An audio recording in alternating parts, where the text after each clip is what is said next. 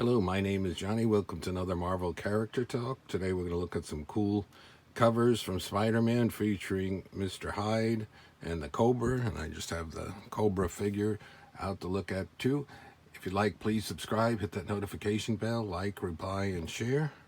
Already done a video on him, so we won't look at him that much. We'll look at him at the end here, but I want to focus on these from '82. Very memorable covers.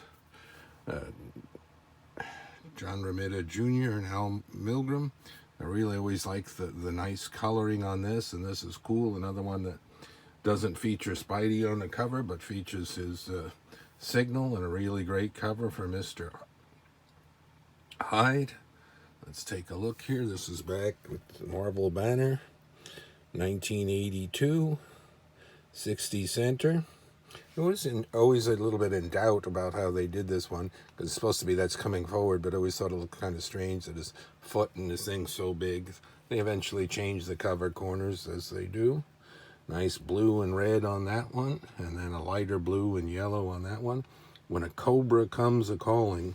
This was a neat story that he had gotten away from Mr. Hyde, thought Mr. Hyde was dead, so he was doing some robberies, and he's living in a penthouse and so forth, and everything was going well until he ran afoul of Spider-Man, and then Mr. Hyde shows up at the very end of this one.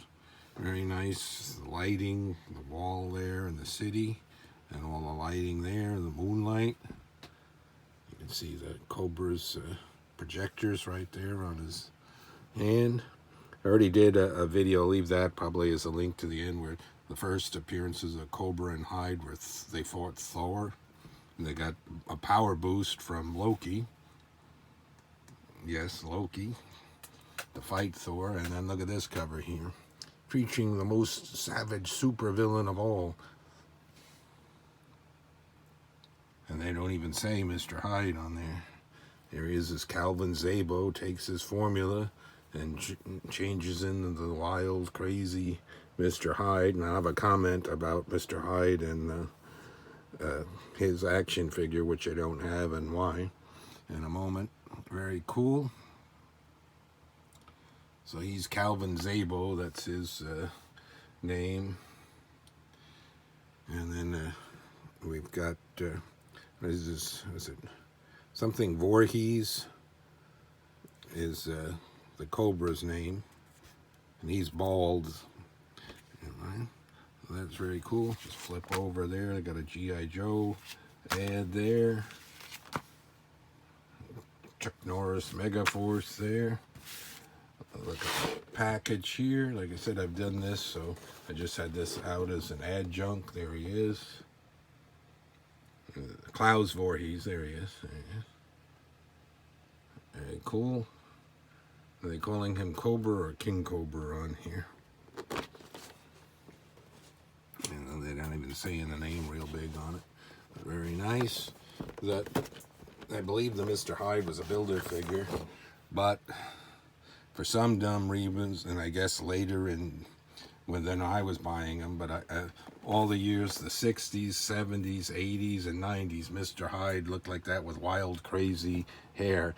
On the action figure, they put a stupid derby on him. He looks like a giant leprechaun with a green